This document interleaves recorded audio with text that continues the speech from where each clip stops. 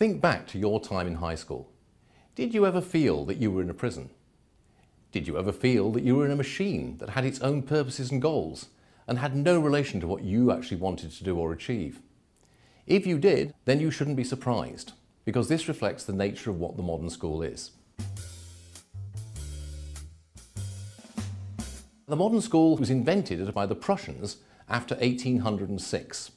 Before then, education was delivered in many different ways. What we think of as the school was invented in that particular time and place. And it was invented for a very particular purpose, which was to produce loyal, obedient subjects and soldiers, and people who would also be productive and obedient workers.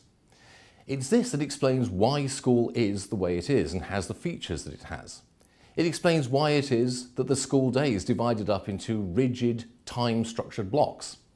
It explains why it is that the organisation of the school is hierarchical and highly structured. It explains why it is that people are taught with people of their own age instead of people who are at the same stage of interest or ability as themselves. And it explains why in many school systems, one of the functions of the system is to direct people into particular life paths, to sort out young people into different kind of career groups. To the extent that education actually does take place in schools, it's a happy accident or a byproduct. Now, there are many people who work in schools who believe that education in fact is the main point of what they're doing and who are trying very hard to educate the people in their charge. However, the problem is that the whole system they're working in, the way it's set up and the way it is organised, is hostile to that golden endeavour, so that they're in the unfortunate position of constantly trying to push water uphill, if you will, and any success they have is gained against the odds. What we need to realise is that education and schooling are not the same thing. In fact, because we think that schooling is the same thing as education, we have a radically impoverished idea of what education is and could be.